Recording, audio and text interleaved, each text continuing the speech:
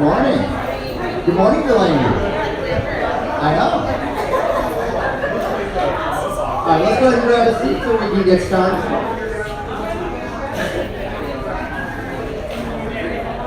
Again, we always love the energy, and this is one, I think one of the most important parts of the meeting is getting connected, meeting everybody. But we do have some, we think it's going to be some great information we want to share, so we want to go ahead and get started. Are we live? All right, we are live, so we're going to go ahead and get started. Again, we want to welcome you to our Eustis, Lake County chapter of 1 Million Cups. If you have not scanned in and checked in, please do so real quick. We're going to go through the introduction to the program in just a couple of slides this morning, because we want to get to Cate and Betsy with their presentation on grants. Everybody good? Still see a few phones up? All right.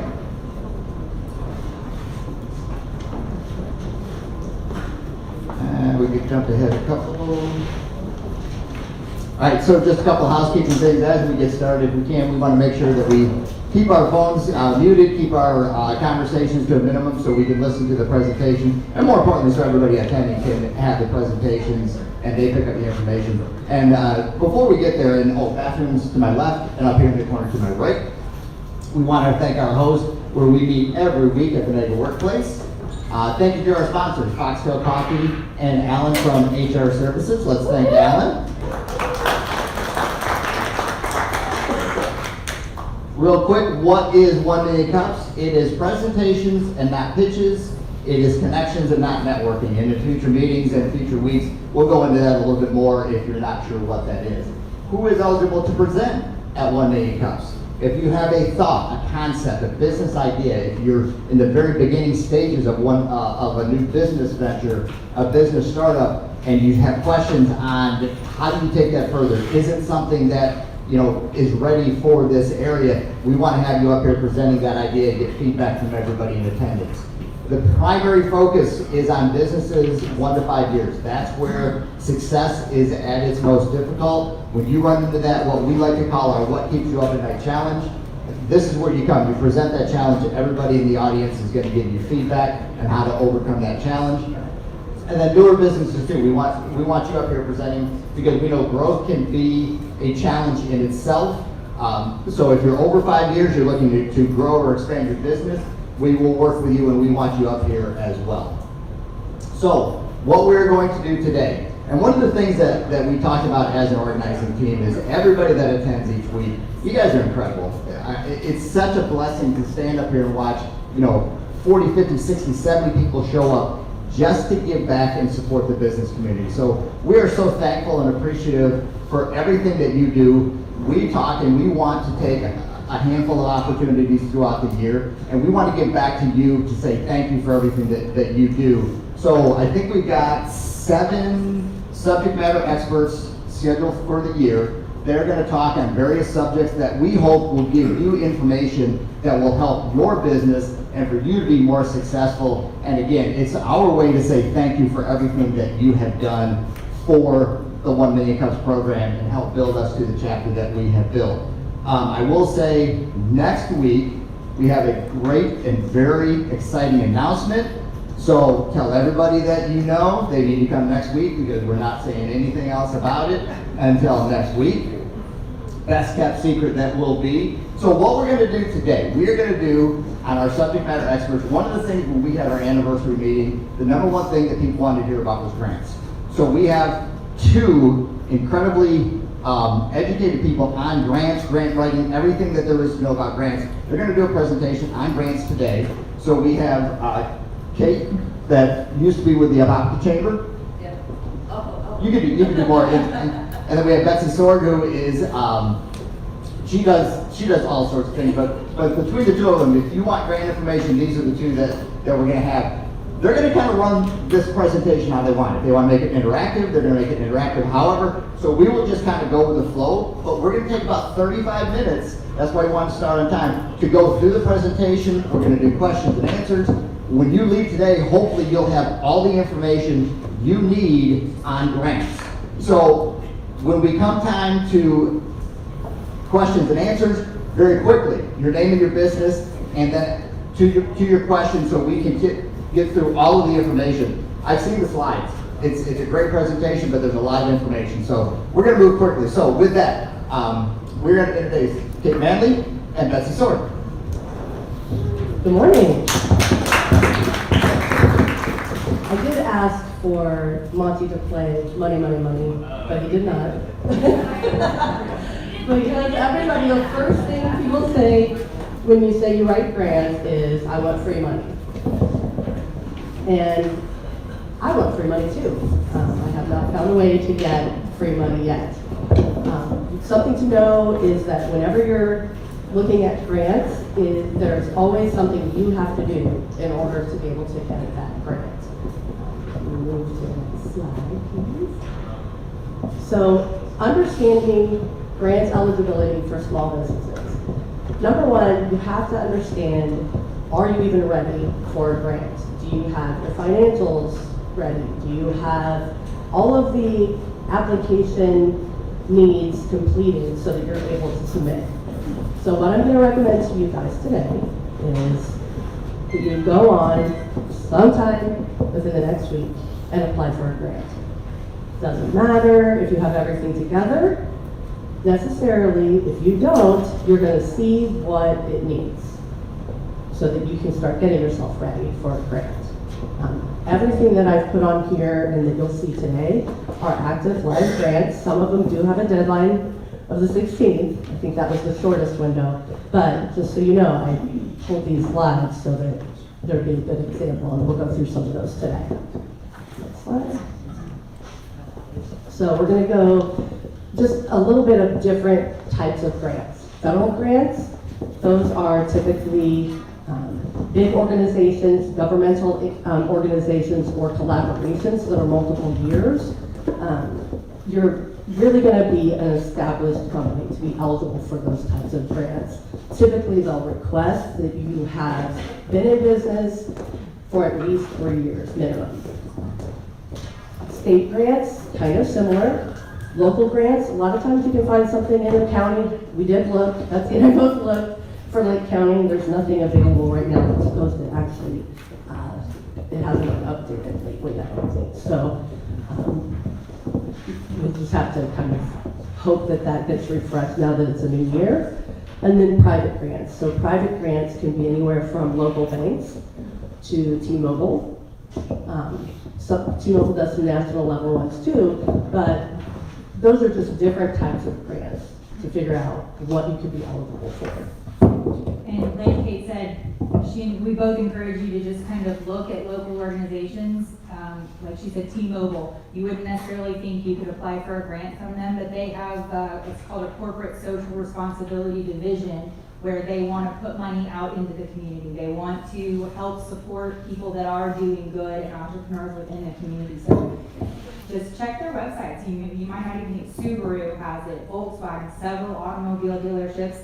Some of them are just dollars are mobile for certain initiatives, and if you can tell your story about your business to fit who they're looking to give dollars for, that's basically a grant application. And nobody can tell your story better or more passionately about what you do than you can. So that's what, like Cate said, you do have to do something to get this, to get through the application process, and that is telling your story as passionately as you have ever told it on paper, and then submitting it just to see how it goes. Within the minimum required number of words. Yes, and also, yes, words. Yes. Along the lines, just I'm going to pop to it. The 30,000 on this page 2, the one that has my name on the bottom there, 30,000 to 100,000. That is a, I believe it is actually a T-Mobile grant. It's a wireless technology grant. If I wrote something in the yellow, that is just which companies that I know in the room that should look at this, or that have been in this room, that should look at these grants that would, possibly be eligible for that grant. So if you see something in yellow, I've given an example just based on what I know about some local businesses here for that. So 30,000 to 100,000, that grant, if we go click on it here in a little bit, you'll see it has everything to do with mental health and also artificial intelligence. So there could be, based on your business, a way to tie into that. Next slide. You want to take it? I don't know, I almost feel like we kind of touched on this, but criteria for eligibility. Again, similar to federal grants, state grants, local grants, you can look at grants and figure out, okay, does this fit my mission? Does it align with my mission?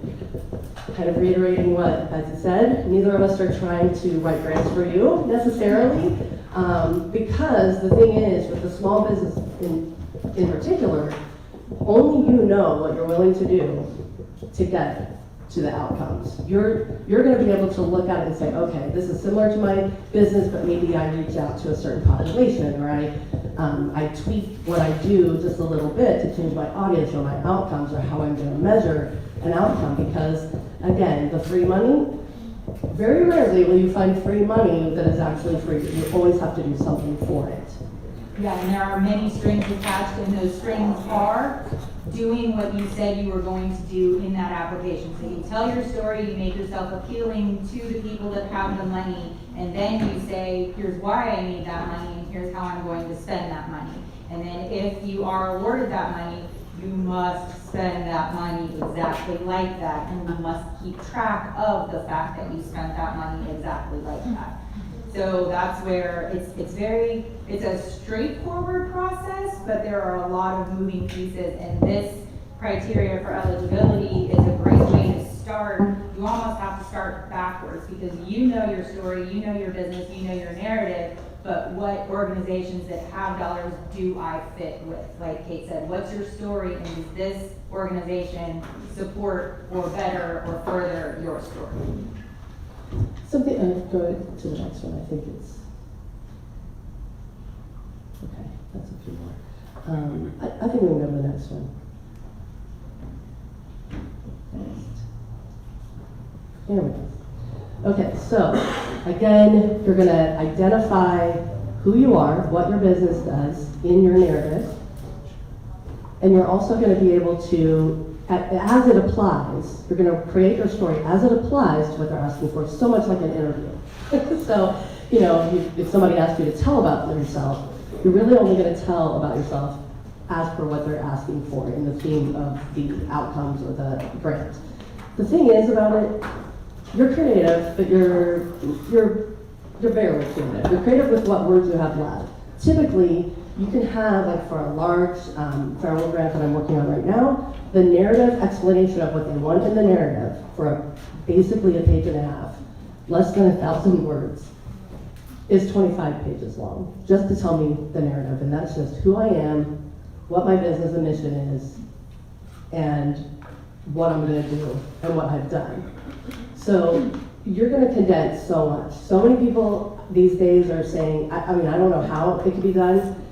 I've seen little things pop up that say, you know, let's use AI for this app to apply for grants, but I also know people who monitor and read grants, and you can tell right away and they just throw them out. So I would not recommend that, because your words and what you're supposed to put in there is very, very specific. What I typically do is I copy it, paste it to my Word document, and I take out anything that's explained. I leave in what's explaining, you know, what I need to have in there, and then I'll just type in another font what it's asking for by section. And this fact kind of just dawned on me, it's almost like preparing a presentation for 1 Million Cups. It's what you're about, you know, what you want to do, what you're passionate about doing, and sorry, there's a passionate about grants.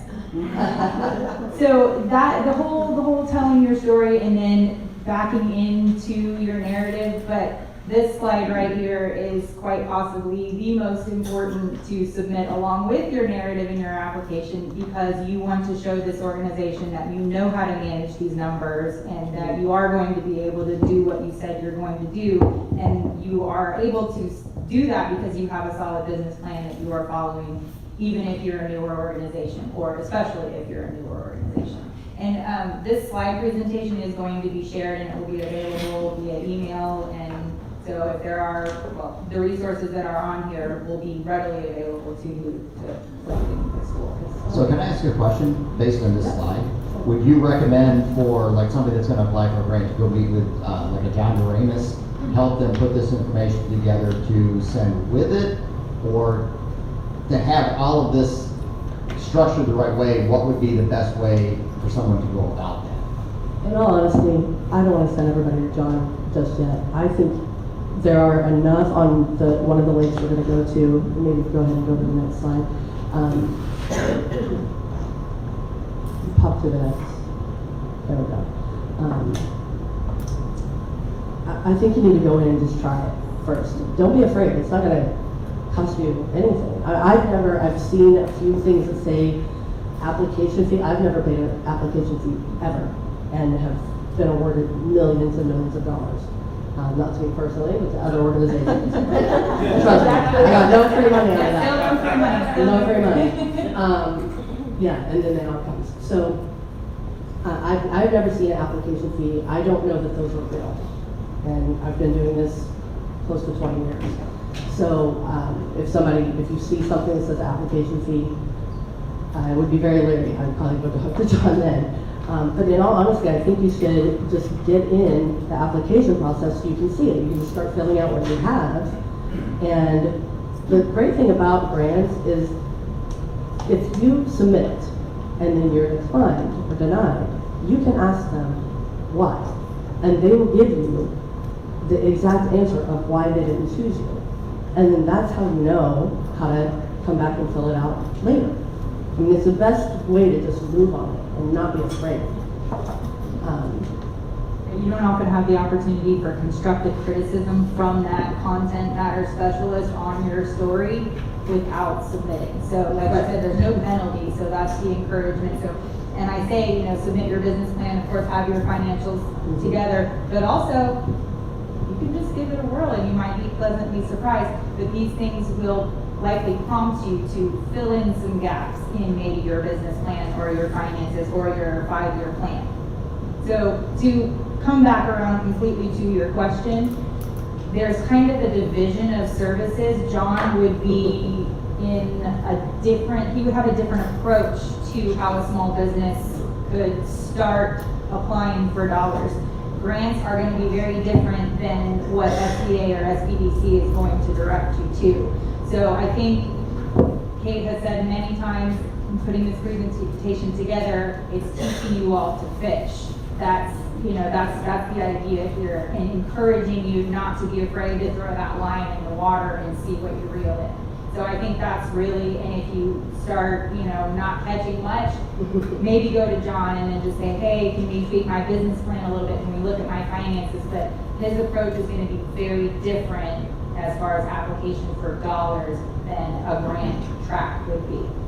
Okay, so we have questions. I have a follow-up question on that I think might be helpful. So you say when you submit it and it gets denied, they're going to give you a reason why. You have to ask for it. You ask for the reason and you get the reason why. Can you go back and update all of the reasons and then resubmit it a second time? Usually it's already gone.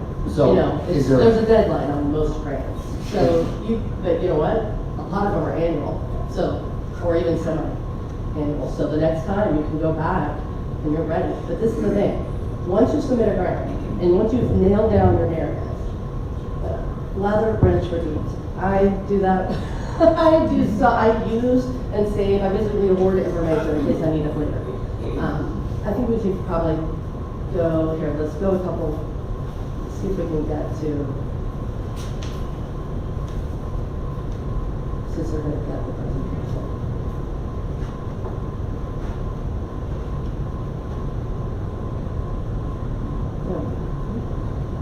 Yeah. So. Understanding common terminology.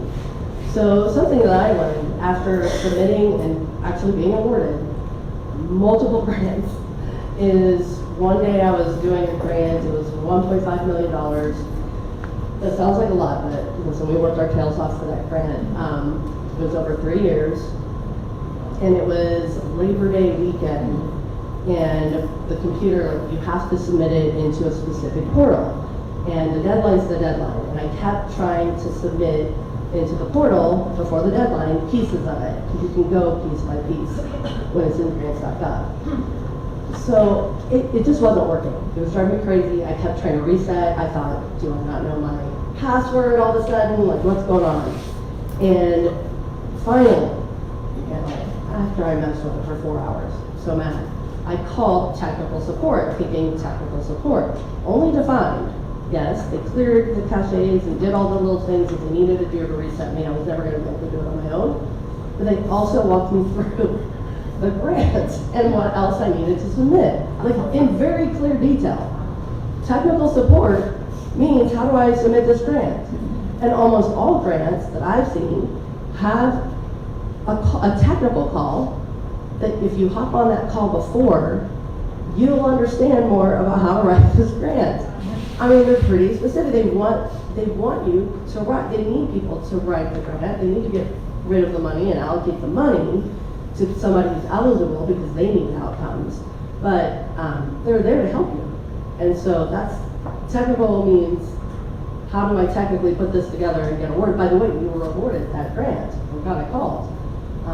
But that was kind of new to me. I have never taken a grant writing class or course or anything like that. I don't know if you have. Now at this point, I never will, because I'm afraid they'll mess me up. Because I have my own way.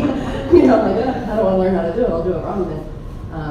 But you know, that's there's no reason not to just make those calls in. If you have a question, they will clarify it for you. A real person on Labor Day.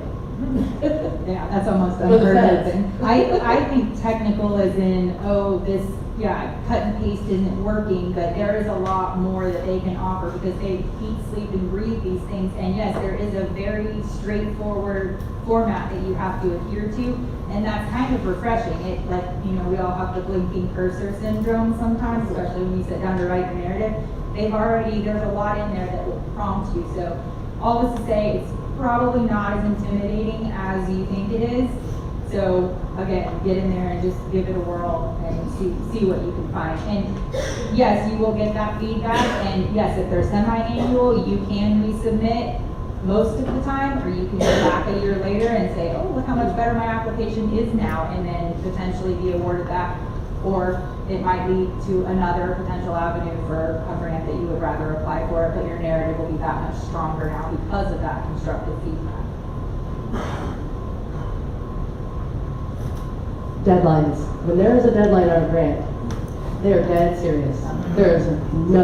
They do not care what happened in life. They don't care that you were in application and it was loading. They don't care, ever.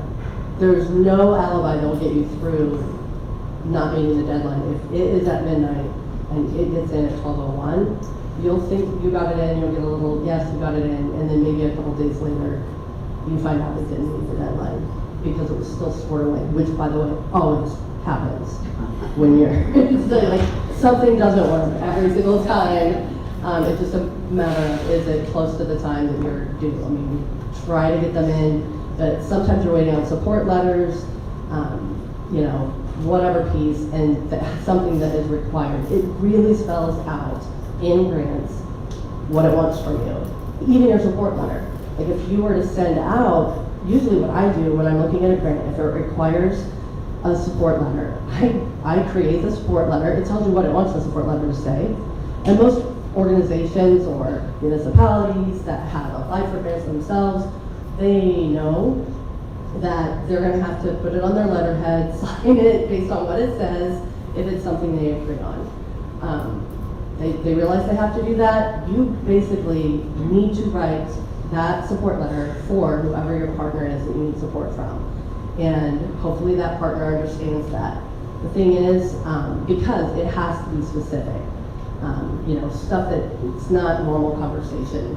Typically it's just like this outcome, that outcome, this partnership. Maybe that's a great way. It's like, oh, if you want it done right, just do it yourself. It's that kind of a thing here. Like Cate's she wants me to write her a letter of recommendation to support her grant application. Okay, you write a letter about how fantastic you are, and I will happily sign that.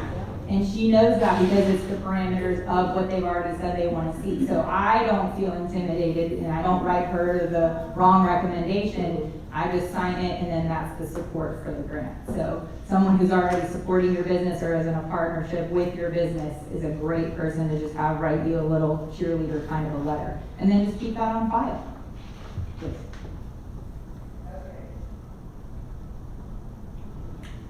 Talk about the constructive criticism. Let's go to the grants, because I don't run out of time. This is do what you say you're gonna do with the money, 100%. 100%. I will tell you, when they have restrictions on, can you go to the Nerd Wallet?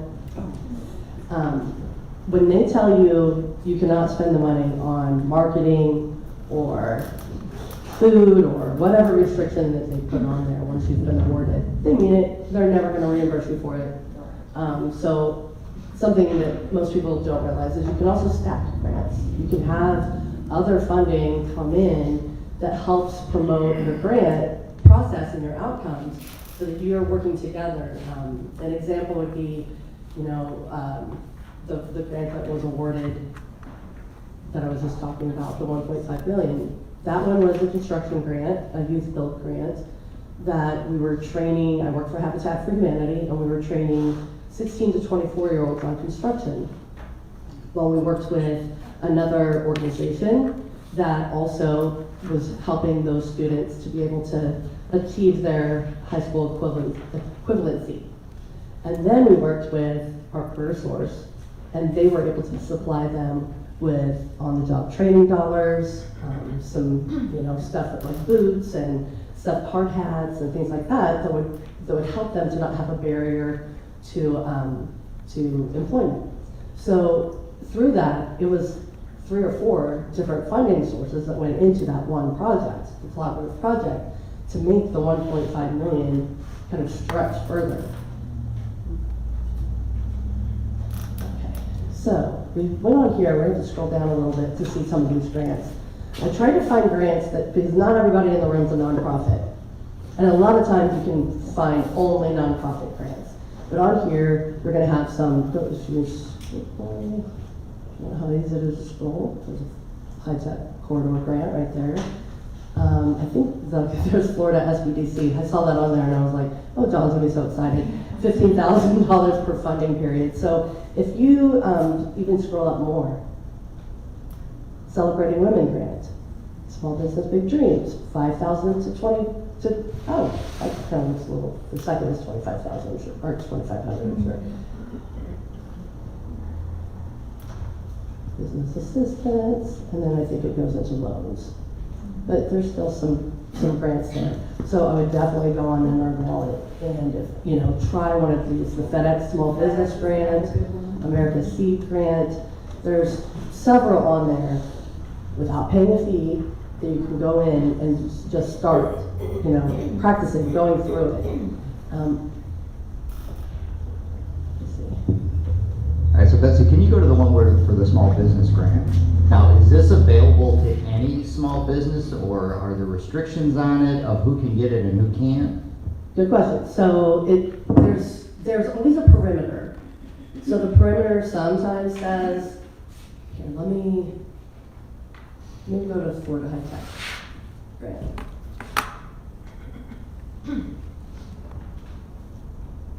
So this is a good example of how we were talking about, oh, I bake cookies. Could I possibly make a narrative to fit the high-tech corridor? Well, this is the kind of things that you need to look at to say, oh, well, my cookie baking enterprise doesn't really apply here. It's probably a stretch. I should go elsewhere. But these are the details that you want to look at before you start putting your applications out. And often you'll find kind of initiatives. Obviously, this is the Florida High-Tech Corridor. That's something that Florida is looking a lot at right now, technology and innovation. We have land for it, we have facilities ready for it, and so, Tampa, USF, the Florida High-Tech Corridor, in the state, this is a big deal. So people are going to mobilize dollars toward things that bring forward that high-tech initiative that the state is looking for. So we want to be on the map as one of the high-tech states in the nation. So there's going to be dollars toward that. So does your business do something that furthers that goal of putting us on the map for technology and innovation? Betsy, since majority of the companies here may not be inclined to have a high-tech company at this time, can you talk about more localized grants, like maybe check to see if they're in a CRA district? Are they in a hub zone? Are they in an opportunity zone? What benefits are there for being in Lake County? Yeah, absolutely. And that's going to, again, go back to researching some of these different entities and then fitting your narrative in, because the type of business that you have is what's going to qualify you for the type of money that's available. So local organizations, yes, Advent Health, Orlando Health, those kinds of community benefit organizations, knock on their door. And I say knock on their door, start looking at their website, you know, especially wellness. Cate mentioned mental health. Think about the things that are buzzwords in the nation right now. That's what dollars are going to be going toward. Things, you know, especially when you talk about, you know, community involvement, wellness, mental health, all of those kind of initiatives that are going on nationwide right now, dollars are going to be allocated to that, and they're going to trickle down to the state. You just have to figure out, you know, how to hold your hand out and catch some of it. A grant is so long. Can we go to like grants.gov and y'all can tell like which excerpts to really pay attention to? That's one of the nice, Yeah, let me just chime in here. And, Betsy and Cate began the presentation by saying they're going to teach us how to fish and where to fish. And for-profit businesses, for the federal government, state government, and municipal governments, you're not getting money for general operations. You're not going to be able to get money for cost of goods sold, for marketing. You will get money for education, money that helps prepare you for getting a loan, for strengthening your businesses, all of those kinds of things. It's going to require some research on your behalf to find entities that will provide money that will support your general operations. Today, what Cate and what Betsy are doing is just identifying opportunities for investigation. But it's you that have got to follow up, to put yourself in the most credible position possible, to take advantage of the resources that's going to prepare you to be prepared for loan opportunities, and to be prepared to strengthen your business over time. All right, so if you can follow up on that more, how do you use these to help prepare for loans? Because it kind of seems like you're trying to get the grant because it might have a hard time getting a loan, but now you're going to use the grant to help you get the loan? So, loan providers like to know that before they give you a loan, that you understand the business that you're operating in, the industry that you're operating in, that you've got a business plan, a strong business plan. The federal government provides the resource, the Small Business Development Center's resource to help provide education to small businesses on how to prepare themselves to go down the business path and make it through the long term. Financial institutions want to know that you are also prepared for the long term, and that they're not going to make an investment in you, or I'll give you a loan that you're going to foreclose on, or you're going to walk away from in the short term. You're committed to your business. You're committed to the long-term success of that business. So I really think, again, that you need to look at, initially, look for resource grants.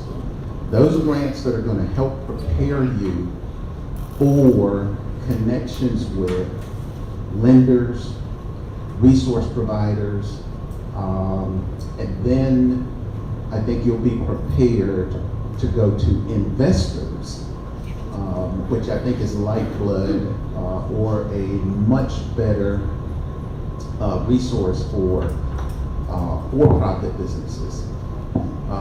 And I will say one last thing, that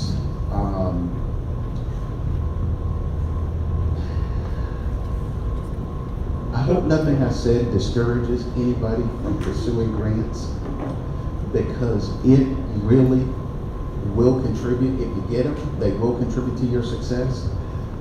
There are a lot of grants that support women-owned businesses. There are a lot of grants that if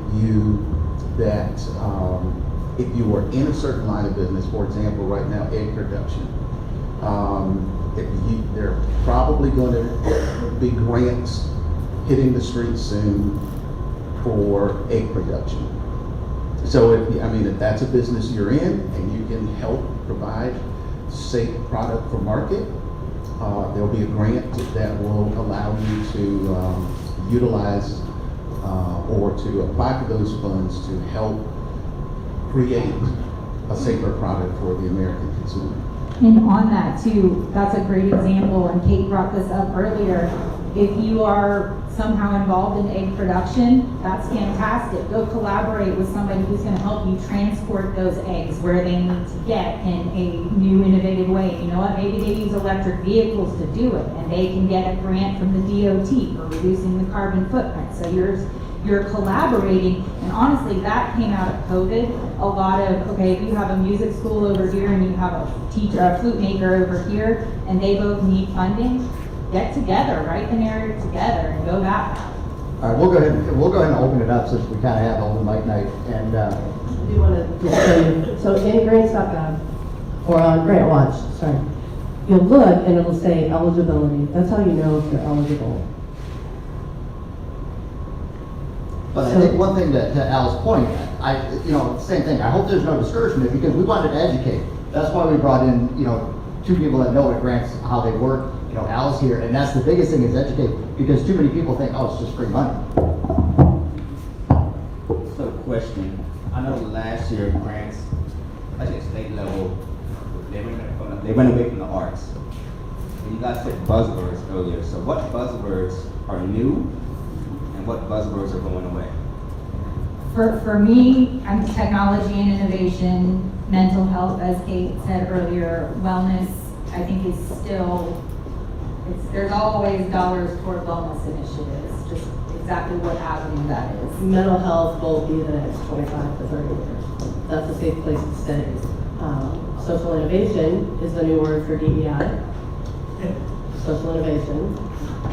So, yeah, those are a couple of the newies. And the high tech, corridor. And what's interesting, and to Al's point, when you start to research and you really look and maybe I could fit into that.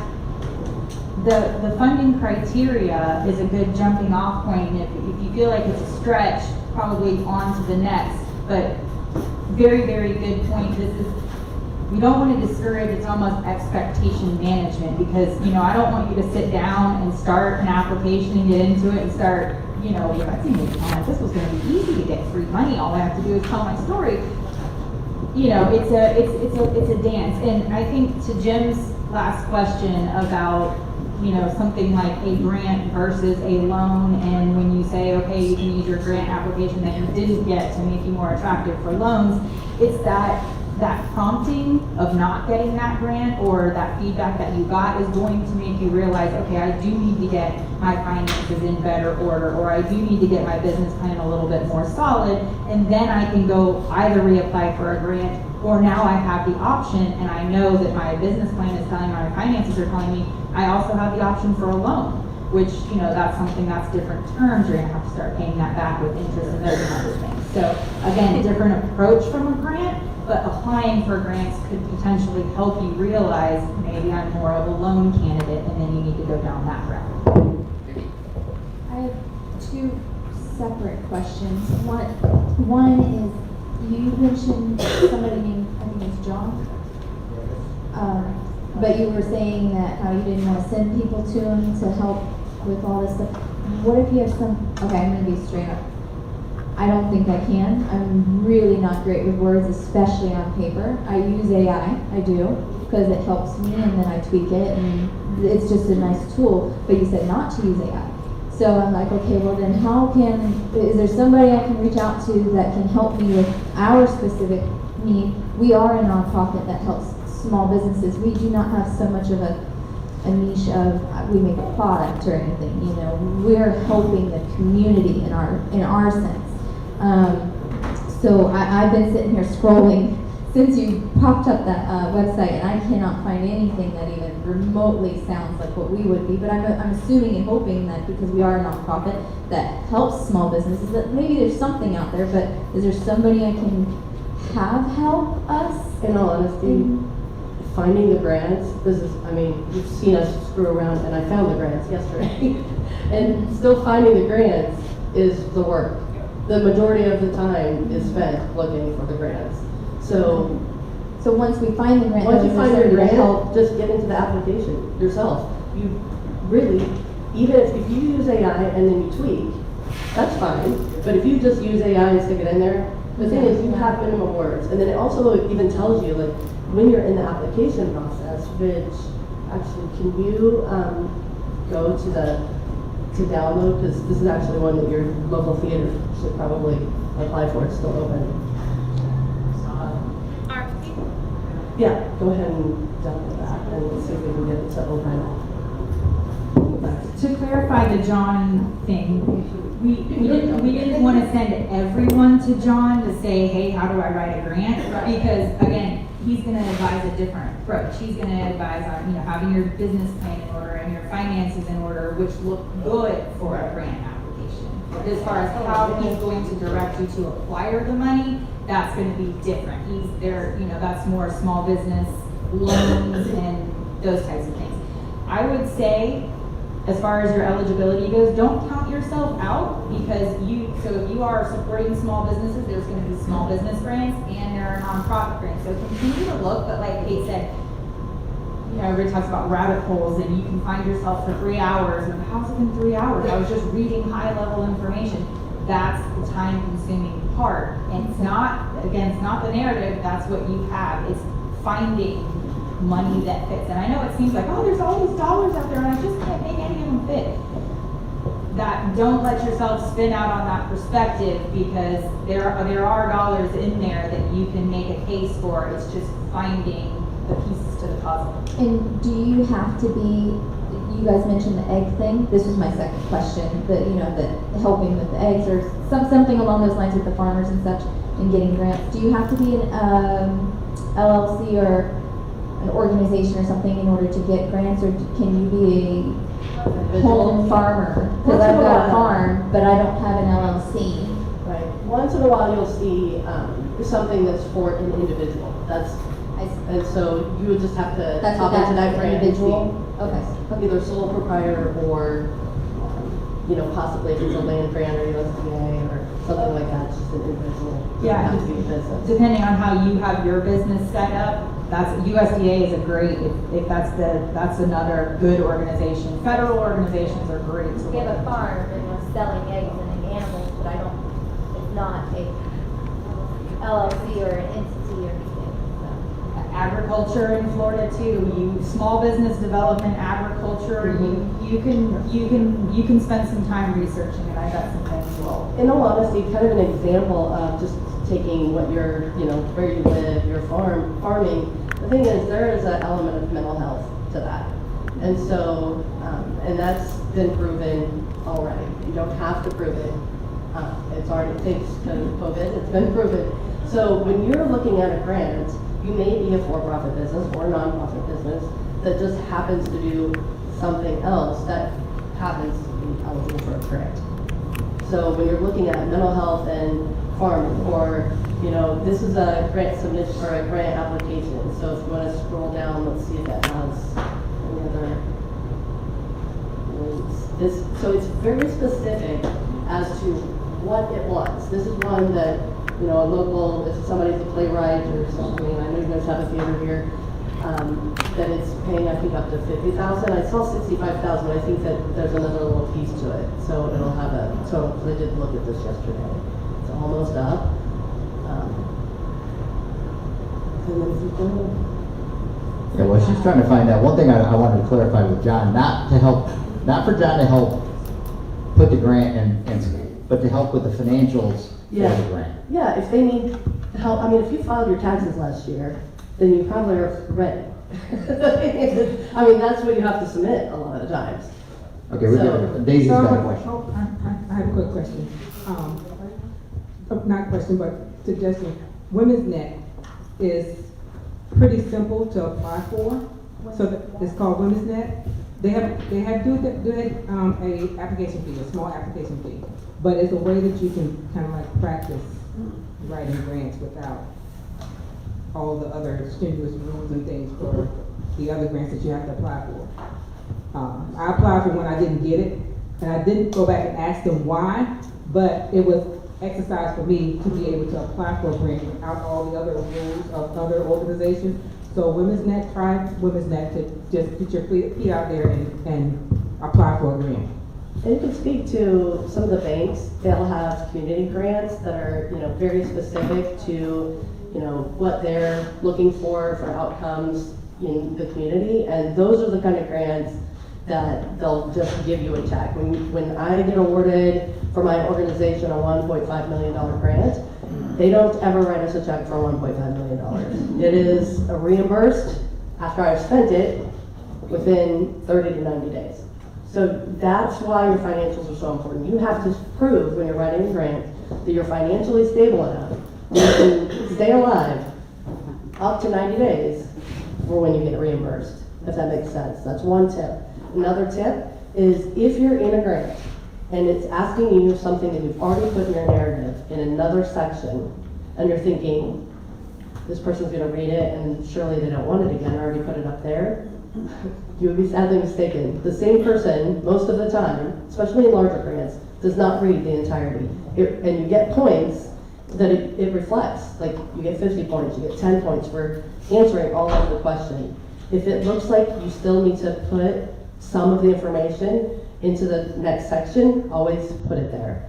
You won't get points if you don't, because the same person is looking at all of the section A, and the same person's looking at all of the section B, so they've never seen anything before or after when they're scoring. They're only looking at that section from the grant committee. So I feel like a lot of times people go, oh, well, that was already up there, so I'm not gonna put it again. Well, the next person didn't see it, because they don't see the top. They only see your section. They're only scoring that section. All right, we're gonna go Daisy, Rolanda, and then Jermaine.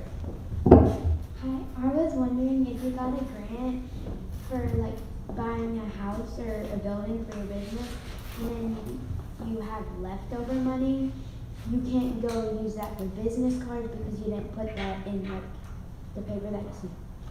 What do you do with the leftover money? There's no such thing as leftover money. Nobody knows if it's fine. You always spend the grant. You spend all of it. That's a great question. It is a great question. Your application says that you're gonna spend the money this way. So chances are, if you have leftover money, you didn't spend it where you said you were going to, so you might need to go back and look, where did this extra money come from and why do I have it? That's a great question. And then you wouldn't get reimbursed if you put your business cards on it. They would deny it. It can only be spent the way that it's created. Hi, Rolanda with QRX Consults. I saw a grant up there that says if you have a doctorate, we can get you a pain management grant, so I'm definitely in that. Good. Do you ladies have like a Facebook site that we can share information on? Because we'll be in there looking at grants and we'll think, oh, this was a Delaney thing.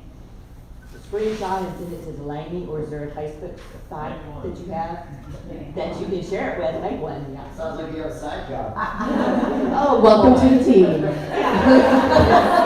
Let's try We're a technology technology, grant, a yes. technology grant, and you can manage that portion Yes, of it. I know, and maybe we can finally get some free money over here. So no, we do not, Well, 1 but million cups, we can Yes. send it to, yeah, that, I mean, honestly, while I'm searching for grants, that's why I kind of put in yellow next to grants, and I thought, okay, these organizations need to look further, because they could be eligible. I mean, you could build a marina, there's a grant that expires this week, so it's a little too late, for up to $300,000 to help build or reconstruct a marina. So I sent that to Al. As I see them, and while I was looking at the grants yesterday, there were several companies that I work with that I sent it over to them so that they would be able to check it. Right. But that's a great idea. Just real quick, for those of you who are looking for like workforce grants, there are organizations that will help you with that. Career Plus, for instance, you can walk in there and tell them your scenario, and they will help you find that grant and so forth. So that's a good resource as well. it's another good buzzword, workforce.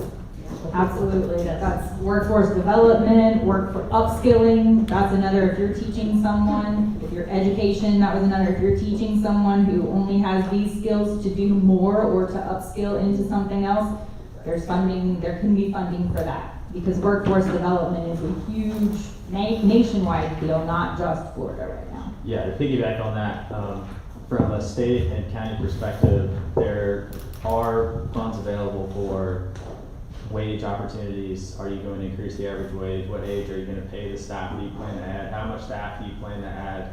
And site development, things like that, or like large scale primary employer operations. So if you're thinking about delving into that, then definitely talk to Jermaine or the lead team to learn more. Your friend. Just want to make sure that we said there weren't local opportunities for that, but there are some. It's just specific. You have to either be in a certain place or provide a certain benefit to the county or state.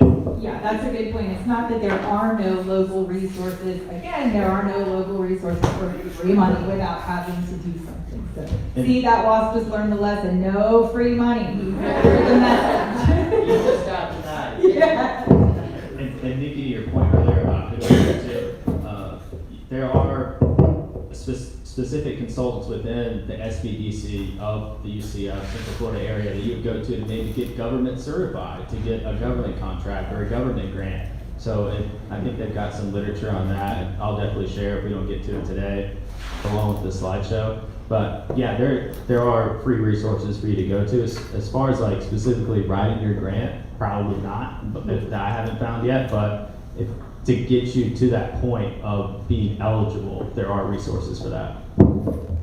Can I get just a little bit of clarification on what you mentioned earlier with the grant money? You said it's a reimbursement situation, so it's not a... Most of the time. Once in a while, community grants, like a bank grant, they'll just give you the check. You're going to tell them what you're going to do with it, they look at a history of what you've done, So and then on my then they end, might give you a... that would be what I would need to go towards, not these.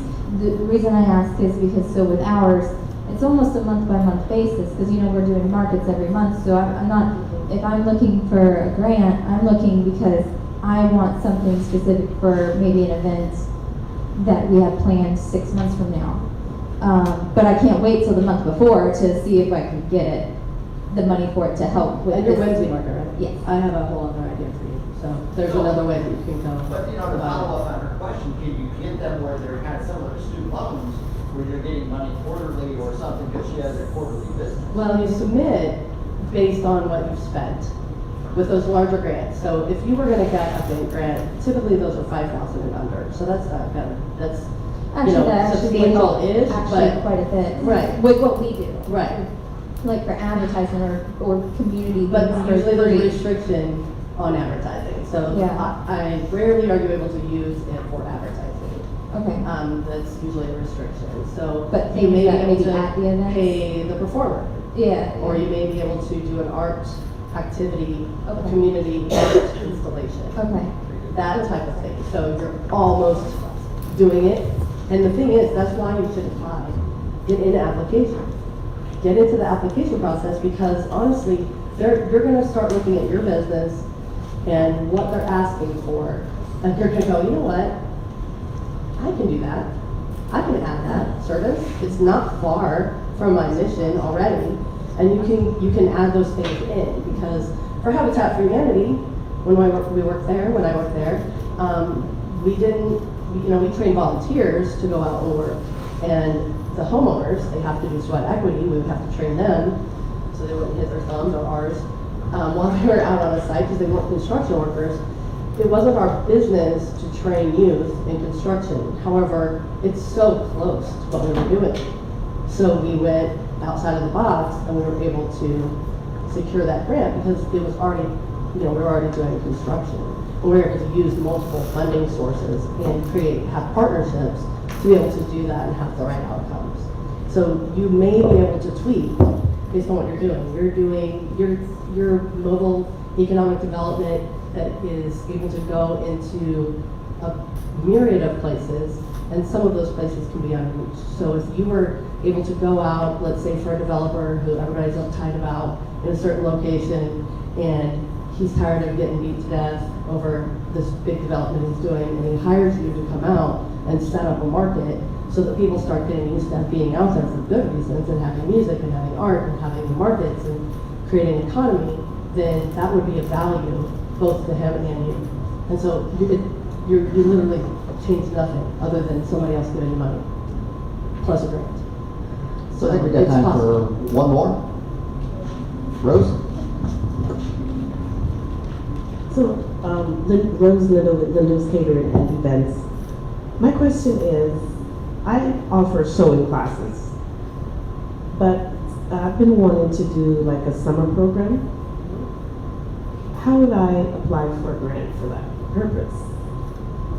That's a great business, and that's a great skill to have. I would look at some apprenticeship type programs, but you also could, if you steer it towards a certain population. So if you did, you're training skills for those who are intellectually disabled, you could probably apply for a grant like that. There's a lot of times grants for that. As long as you're not charging the student, if you will, for a certain certificate or accomplishment, you don't have to go through the Department of Education. You're not charging the student, meaning it's being funded by a grant. If it's being funded by a grant, usually you would look at U.S. Department of Labor for that. Or I wouldn't be surprised if there's apprenticeship grants, from time to time that go through CareerSource. I'd love to get your contact info, because I think I've seen a few that if it was a population that you would be willing to work with, that you could upskill and give your class, and then that you're going to be able to cover. So the reason you still would want to do it is a lot of times they'll allow a portion, up to 40% I think, typically, of your salaries for your staff. So although you're either not getting paid right now or some of your staff are getting paid, you're at least getting reimbursed on whatever percentage for doing that project. So that helps your overhead. And I would want to just clarify one thing that both your question and your question prompted me to. When you're doing this kind of research, especially for one-off events, make sure you clarify, and this is a whole nother can of worms, so I'm sorry in advance, but clarify the difference between a grant and sponsorship. Because your community organizations, your Orlando Health, your Advent Health, even your T-Mobiles, your car dealerships, some of the things that we've talked about here, there's a difference. Sometimes they'll just write you a check for an event based on the knowledge of what you're doing, and yeah, there's a less formal application, but just know the difference between sponsorships and grants and loans, because there's a lot less, you're on the hook for a lot less with sponsorship. Maybe you have to display their logo at the event or on your website or something like that, versus outcomes, measurable outcomes and promises that you've made them. So don't be afraid to, I say, knock on the door. Again, the community organization, I know you, I hear you, but there are dollars, lesser strings attached on community sponsorships than there are grants. There's less onus on you. So that might be another avenue to look into. In fact, those organizations, like what I mentioned, developers, or the hospitals, when I was at Papa Chamber, I had them ask me all the time if they could have the whole list, or could I give them contacts for markets, or whatever, because they were trying to have things and they wanted to do it themselves and have that connection, even though they have no connection. And so there is a value to that, based on visibility, connections, and other folks wanting to have a corporate event on their site with your people. I'm gonna do one more. Right. All right, let's summarize what you ladies have stated is that obviously it takes work, and the most important thing here is what I got out of this is literally searching on Google or whatever browser, is to find out for your specialty if there is a grant to start with, and everything else is easy. Is that correct? Meaning following the directions of that grant once you find it and applying for it, but the hardest part is actually finding if it for your subject matter of service or product that you're I think that's the most time-consuming part, definitely. And then there is a lot of opportunity for adherence because of how specific most grants are laid out. So in that sense, yes, that's the easy part, because it's okay. I've got it. I have parameters to work within here. There's no more guesswork. I'm very clear on what I need to do with these dollars. And this is going to unravel pretty much everything. So you get awarded. When you finally find out that you've been awarded, it could be 3 months or it could be a year. By the time you find out you've been awarded. And by then, your partners, you might want to stab half the people that were on that, that, wrote your support letters or whatever. Instead of saying, no, I decline it, they let you rewrite it. That's the thing. They'll let you rewrite it with new partners. That first application is to make sure that you're competent enough to get through it. Once you're awarded, they make you do a certain amount of, really honing in, both on your budget, on your partners, and creating MOUs and creating all of these agreements that are more specific based on what they saw in you. So the thing is, when you're trying, if you're like, I don't love this person, I don't know if I want to work with them for a year or 3 years, don't worry about it. Just write it and get the funds. Because once it's awarded, you have time to adapt. As long as you're still meeting the measures of the outcomes of the grant, your partners can change. So while I was sitting here, it was very interesting. I just did a quick search on Google stating grants for real estate agents. And it is amazing. I was scrolling through.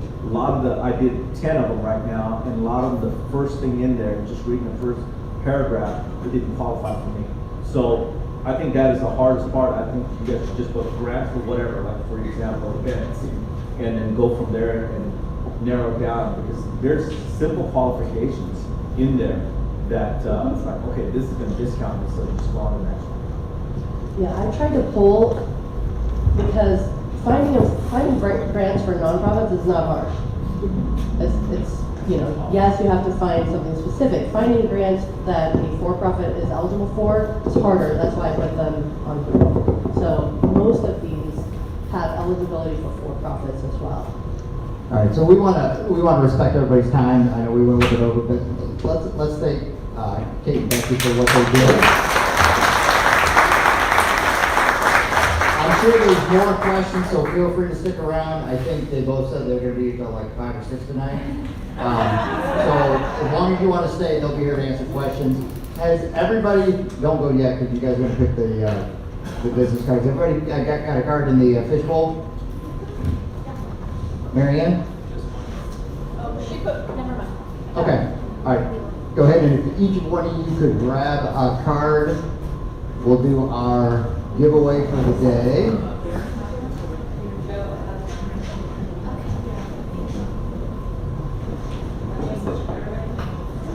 And while we're doing that, we're gonna start with community announcements. I had one that I was supposed to do, and I don't know what to do with it. Quickly, within like 30 seconds, the event and the date. Nikki, do you have one? Just shout it out. So this Saturday at the Wildwood Community Center from 10 till 3 p.m., the Rotary Club of the Villages and Whimsy Market are putting together a free event. This is even more free, everything from the bounce houses to touch a truck to face paint to everything like that. All the activities are free, community society, police department, vendors, all the things. So it's a really, really, really big event. Please come out and support that and us. Thank you. Alan Biles, Pure Health Transformation. Actually, right now I'm president of Toastmasters International. I want you to know that I've talked about this before. We've got some people here in the room that do come to our meeting. We are not going to be hosting our meeting this next week because it's President's Day, but the following Monday, the 24th, we will. And what I want you to all know is that on the 3rd, we are hosting an open house. This is at the Lake Eustis Area Chamber of Commerce. It'll be from, what did we say, 5:30 to 7, correct? About there. So if you'll please put that in your calendars and come join us, come learn about what Toastmasters is, how to improve and increase your communication skills and become a better, more effective communicator.